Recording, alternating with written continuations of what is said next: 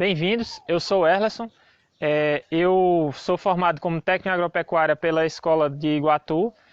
Atualmente eu me formei no curso de agronomia pelo Instituto Federal de Limoeiro do Norte e eu contribuo com a EFA Jaguaribana, José Maria do Tomé, né, a EFA, como professor, né, eu ministro aulas na área de zootecnia geral.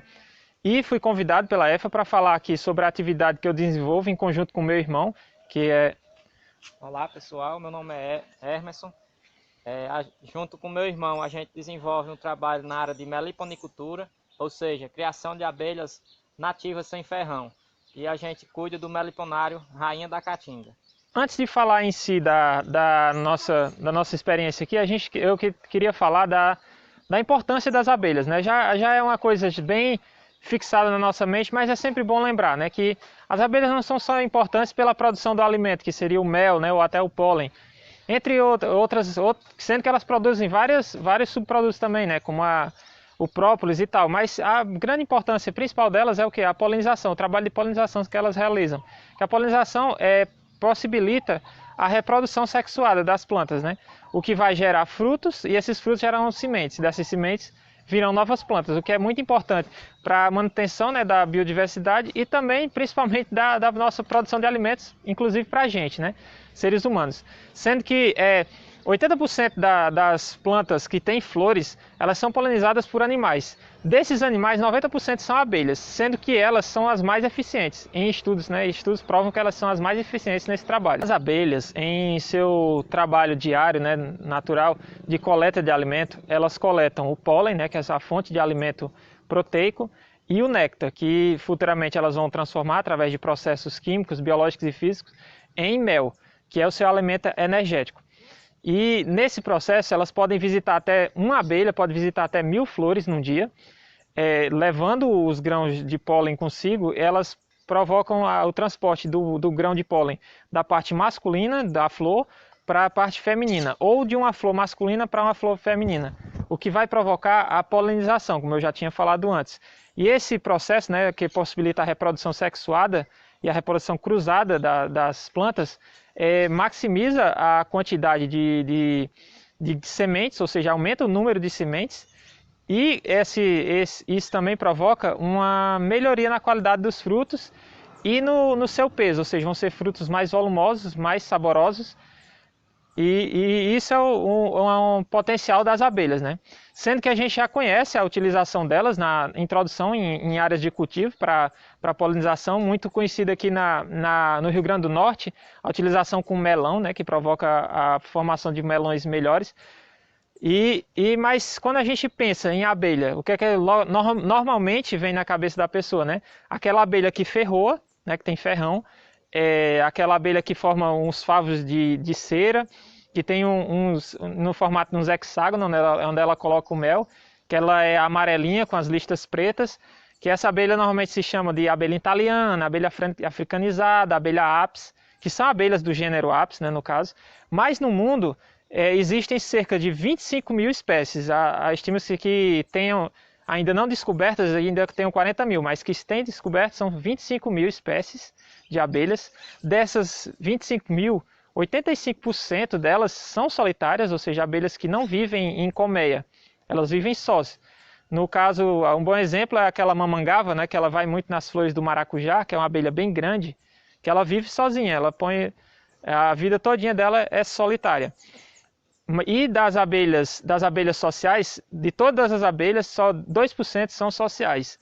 Dessas, só 20 espécies, entre espécies e subespécies, são da apis, que é essa amarelinha dos hexágonos, e 3.000 são abelhas nativas sem ferrão, que fazem seus ninhos em cavidades de árvores normalmente. Existem outros tipos, e elas não têm ferrão. Na verdade, elas têm ferrão, mas não têm a capacidade de ferroar. E dessas 3.000, no Brasil nós temos mais de 300 espécies dessas abelhas nativas sem ferrão. Dentre elas temos a jandaíra, o jati, o uruçu, mandaçaia, entre muitas outras, né? Agora iremos falar um pouco de como a gente entrou nessa história, né, na meliponicultura. Desde jovem, a gente, acompanhado dos nossos pais, eles produziam rusticamente, né, mel da apis, botando cortiço na mata, e a gente acompanhava e se agradamos, né? Achamos bonito, interessante, atraídos, né? De certa maneira assim, e se apaixonamos. E do nada assim a gente descobriu na nossa propriedade uma árvore que tinha situada nela um enxame de jandaíra, né? Uma abelha nativa aqui da região. E num certo inverno, essa árvore veio a tombar, né? Com o vento. E a abelha ficou exposta aos inimigos naturais, né? Sapo, lagartixa, saraça, formiga.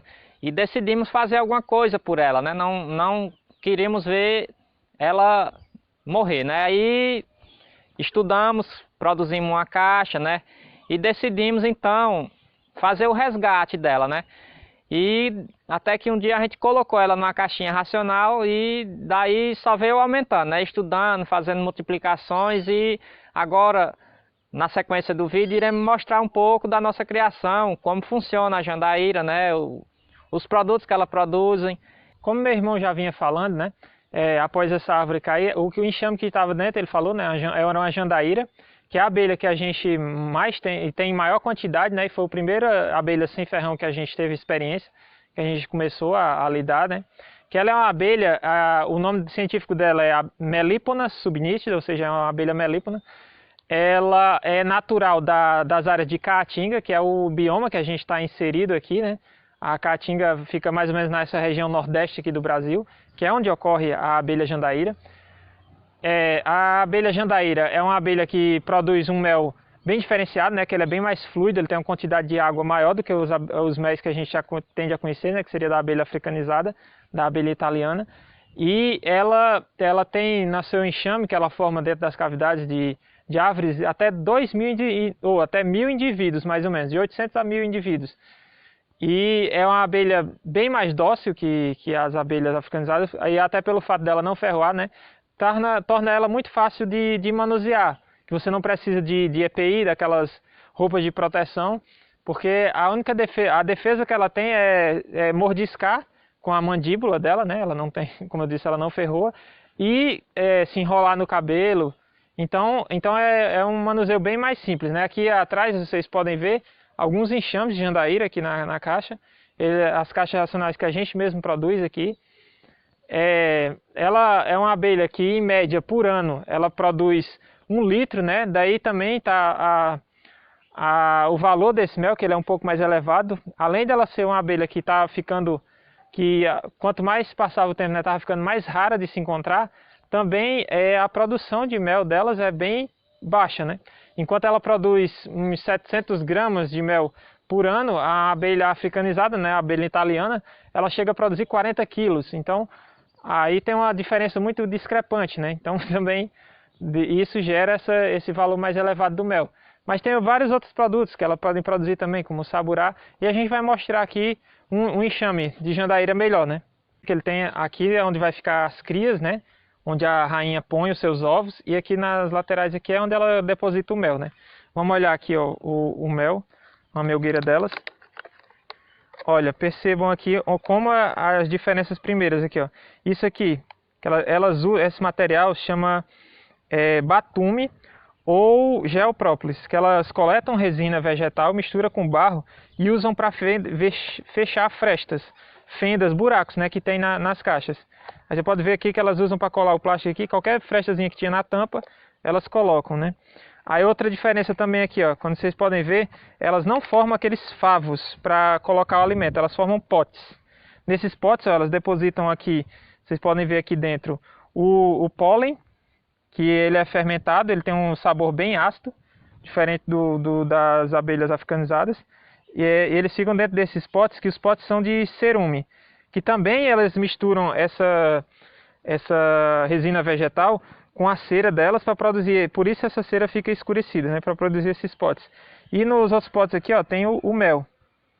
Nesse aqui tá vazio, mas ele também é depositado o mel nesses potes, que é diferente das abelhas ápis, né, que formam aquele favo, aqueles hexágonos, né, onde elas colocam dentro.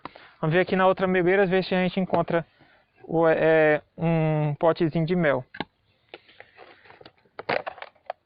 Então aqui, ó, vocês podem ver aqui o mel delas, ó, é um mel normalmente bem claro, e bem mais fluido que os méis que a gente vê das abelhas africanizadas. Aqui no centro, como eu falei, temos as crias das abelhas. Vocês podem olhar aqui. Olha, a rainha aqui, ó. Cheguei perto para ver. Aqui é a rainha delas. O abdômen dela é bem desenvolvido. Ela é maior do que as outras, porque esse abdômen cresce demais, tanto que ela perde a capacidade de voar. Após ela fazer o voo nupcial, em que ela copula com o zangão, o ovário dela começa a se desenvolver muito, então ela perde a capacidade de voar.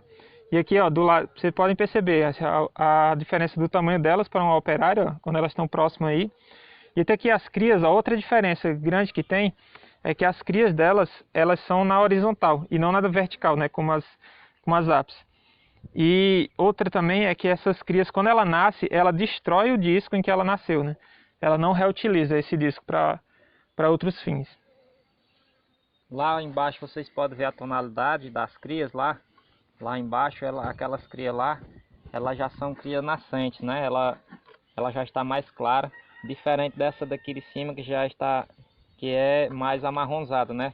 Ou seja, tem mais cera, né? E aquela lá ela já é mais clara porque a abelha está nascente, elas vão tipo tirando o excesso de cera para facilitar o nascimento da abelha. Ou seja, em resumo, as crias que são mais escuras, elas são crias que foram postas há pouco tempo, ou seja, as crias novas. As mais claras são crias mais velhas, que estão prestes a nascer, a eclodir dos seus favos, né? Mais uma coisa também aqui nas crias, elas costumam fazer tipo um papelzinho de cera, né? Que se chama de invólucro.